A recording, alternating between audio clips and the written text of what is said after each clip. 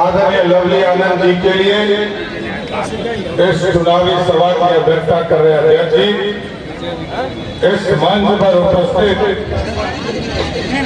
हम लोगों के साथी और बिहार के लोकप्रिय नेता, लंबे समय से बिहार की राजनीति में योगदान दे रहे आदरणीय सैयद शाहनवाज जी, इस मंच पर उपस्थित और बिहार विधान परिषद के सभापति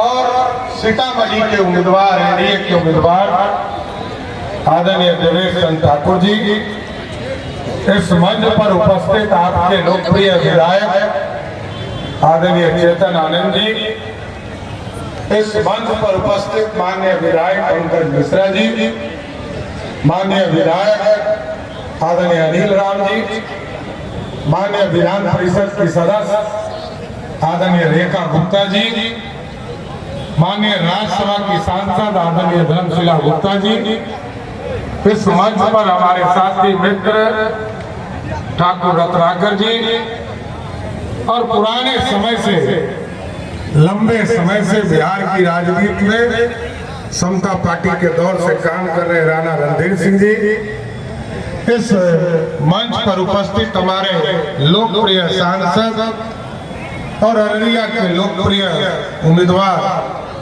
आदरणीय प्रदीप सिंह जी, इस मंच का अध्यक्षता कर रहे नीरज सिंह जी, संचालन कर रहे विजय विकास जी, और इस मंच पर उपस्थित तमाम भारतीय जनता पार्टी, जनता दल यूनाइटेड, हिंदुस्तानी अवाम मोर्चा, लोक जनशक्ति पार्टी और राष्ट्रीय लोक मोर्चा के सभी साथीगण साथियों और इस मंच के सामने उपस्थित तमाम भाइयों, बुजुर्गों, नौजवान साथियों, छोटे छोटे बच्चों, माताएं, बहनों, आज हम आपसे आग्रह करने आए हैं। आज चुनाव प्रचार का आखिरी दिन है साहब, और हम लोग आग्रह करने आए हैं, इस देश में एक मजबूत सरकार चाहिए, मजबूत सरकार नहीं। और मजबूत सरकार के उदाहरण आपने देखे, आज देश और दुनिया में डंका बज रहा। 1947 में भारत आजाद हुआ साथ, लेकिन भारत का गौरव कभी बढ़ा नहीं। आपने देखा लंबे समय तक 55 वर्षों तक कांग्रेस पार्टी राज की इस देश में, लेकिन कभी मान नहीं बढ़ा पाया। लेकिन 2014 में जैसे ही आपने मोदी जी को देश का प्रधानमंत्री बनाया, दुनिया में डंका बजना शुरू हो गया था। और लोग कहते रहे भारत को दुनिया का चौथा वर्ल्ड कहा जाता था, दुनिया का गरीब देश कहा जाता था। मोदी जी ने 10 साल में पूरे भारत की आर्थिक स्थिति को ठीक किया, लगभग 25 करोड़ गरीबों को गरीबी रेखा से बाहर निकाला। और याद कीजिए साहब, जिस भारत को अंग्रेजों ने लूटने का काम किया, इस देश को सोने की चिड़िया हम कहते थे। स्वर्णिम काल में हमारा पंडित चाणक्य और चंद्रगुप्त मौर्य ने जब इस देश को, भारत को स्वर्णिम काल दिया, तब से सोने की चिड़िया कहा जाता था। जो आते थे वो लूट कर चले जाते थे। लेकिन मोदी जी ने कहा अब मेकिंग इंडिया का सपना पूरा करना है और सोने का शेर बनाना है, जो दुनिया में पहाड़ने का काम करेगा। हर दुनिया में आप देखते होंगे भारत कैसे बढ़ रहा, भारत की ख्याति कैसे दिख रहा। ठीक कहा शाहनवाज जी, हर देश में मोदी जी की सरकार में, याद कीजिए साथियों, गरीब कल्याण के काम मोदी जी ने तय किया 2014 में कि 2018 के पहले देश के एक गांव तक बिजली पहुंचाने का काम करेंगे। मोदी जी ने गांव-गांव बिजली पहुंचाया। 2017 में मोदी और नीतीश कुमार जी का समझौता हुआ और मोदी और नीतीश ने कहा हम घर घर बिजली पहुंचाने का काम करेंगे। पहुंचाने का काम हुआ कि नहीं साथी? और अब मोदी जी ने कहा है इस देश के गरीबों के लिए, अभी तक तो गांव तक बिजली पहुंचाया, घर तक बिजली पहुंचाया, मुफ्त बिजली तो नहीं दूंगा, लेकिन इस देश के गरीबों के घर पर बिजली बिल को ही जीरो करने का काम मोदी सरकार करेगी। सोलर युक्त बिजली लगाकर इस देश के गरीबों की व्यवस्था को खड़ा करना, आप सोचिए इस देश में 1989 में राम मंदिर को हाइट पे ले जाने का काम विश्व हिंदू परिषद के लोगों ने किया, भाजपा के लोगों ने किया। 1996 में कॉमन मिनिमम प्रोग्राम बना, समता पार्टी और भाजपा का समझौता हुआ साथियों। तब लोअर कोर्ट लड़े, हाई कोर्ट लड़े, सुप्रीम कोर्ट लड़े, जब देश में पक्का मकान गरीबों को देने का काम मोदी सरकार कर रही थी। इस देश में 70 वर्ष की आजादी में साथियों आप जानिए, इस देश में 3 करोड़ 68 लाख लोगों को पक्का मकान मिला 70 वर्षों में। लेकिन मोदी जी ने 10 साल के शासनकाल में 4 करोड़ 21 लाख लोगों को पक्का मकान दिया, उसमें 55 लाख अकेले बिहार में दिया। और हम एनडीए के साथियों से आग्रह करेंगे, निवेदन करेंगे, हमारे कई प्रतिनिधि यहाँ बैठे हैं, हम सबसे आग्रह करेंगे, भाजपा और एनडीए के वर्कर से भी आग्रह करेंगे। इस बार मोदी जी ने कहा है कि 3 करोड़ पक्के मकान देंगे, लेकिन एनडीए के साथियों से आग्रह करूंगा कि 2025 में फिर वोट मांगने आना है आपके बीच में, विधानसभा का चुनाव होगा। इतना जरूर एश्योर करना है कि शिवहर लोकसभा में एक भी गरीब बिना पक्का मकान का नहीं हो। ये तैयारी करनी है साथ, और एक गरीब को आदरणीय नीतीश कुमार जी के नेतृत्व में लगातार पक्के मकान आदरणीय मोदी जी के नेतृत्व में बनाने का काम किया है। और जिस तरह टेंट में बैठकर इस देश में प्रभु श्री राम इसी तरह 400 वर्षों से इंतजार कर रहे थे, और उनको भी जैसे ही आपने एनडीए को जिताया 2019 में, वैसे ही मोदी जी ने भव्य राम मंदिर बनाना 19-20 में शुरू करवा दिया साथियों। और एक साथियों स्पष्ट तौर पर बताना चाहता हूं, अभी आदरणीय अमित शाह जी आए थे सीतामढ़ी, उन्होंने साफ तौर पर कहा है उत्तर प्रदेश ने तो अपना काम कर दिया, और जिस स्थान पर प्रभु श्री राम का जन्म हुआ था वहां भव्य राम मंदिर स्थापित हो गया। हम लोगों ने भी तय किया है सीतामढ़ी में जहां मां सीता का जन्म हुआ है वहां भव्य सीता मंदिर बनाने का काम।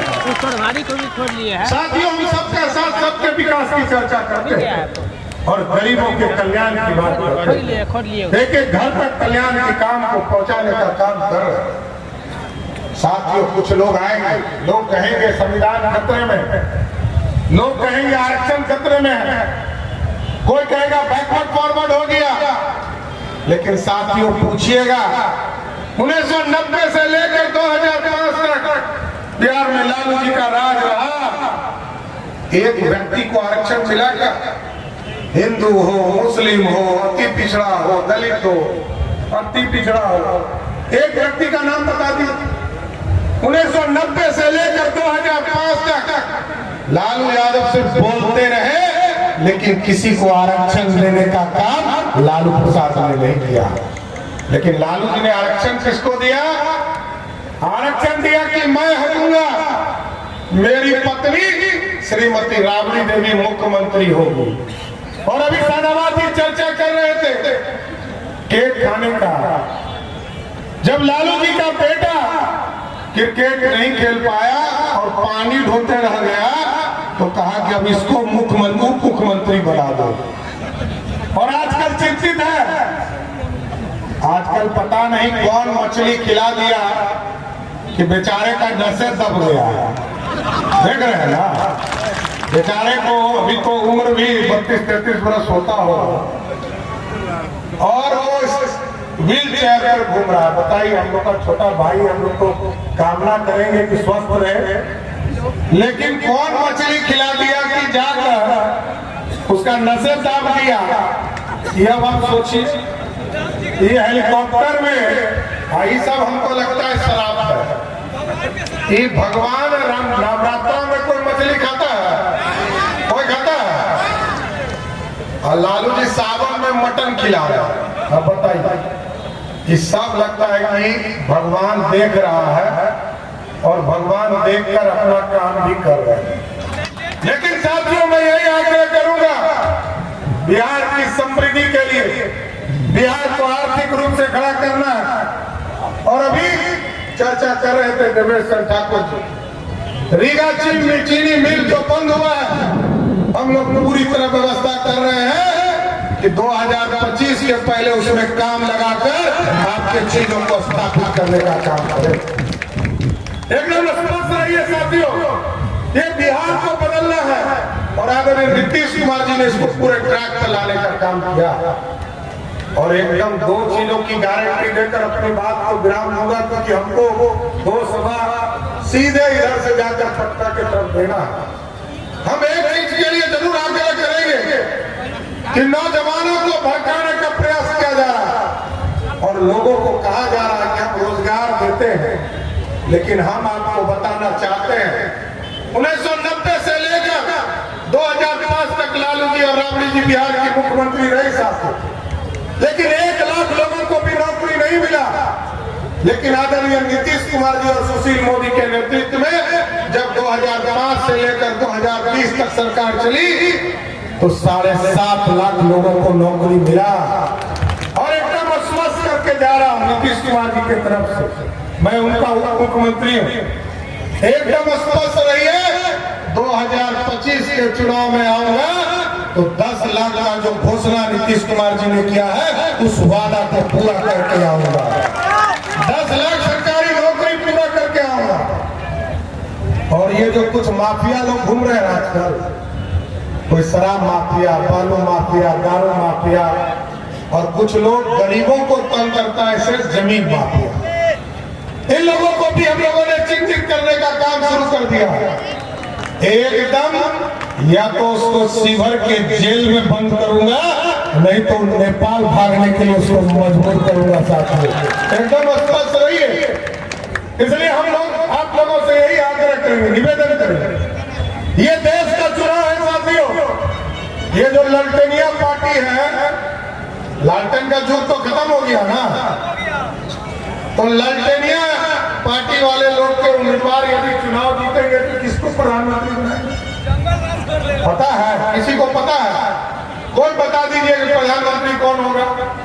राहुल गांधी होगा, तेजस्वी यादव होंगे, कि क्या अखिलेश यादव होंगे, कि ममता दीदी होगी, भैया जेल में सब बैठा हुआ है, केजरीवाल, हेमंत सोरेन, लोग होगा। लेकिन यदि लवली आनंद जी चुनाव जीतेगी तो इसकी गारंटी है नरेंद्र मोदी देश के प्रधानमंत्री होंगे, कोई दूसरा नहीं होगा। इसलिए हम आपसे आग्रह करेंगे, तो जिताइएगा ना, पक्का ना? तो बोलिए तो हम शाहनवाज जी और देवेश जी सभी लोग माला पहना दे लवली जी को, पक्का जीत का माला है ना? एकदम एक वोट दीजिएगा ना? बोलिए एक बार दोनों हाथ उठा के, भारत माता की जय, जय श्री राम, बोलिए सियावर रामचंद्र की। बहुत बहुत धन्यवाद।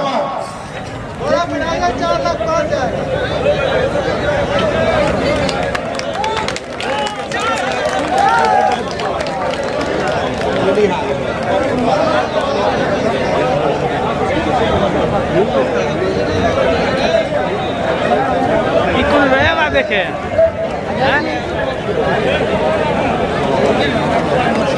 नया बात देख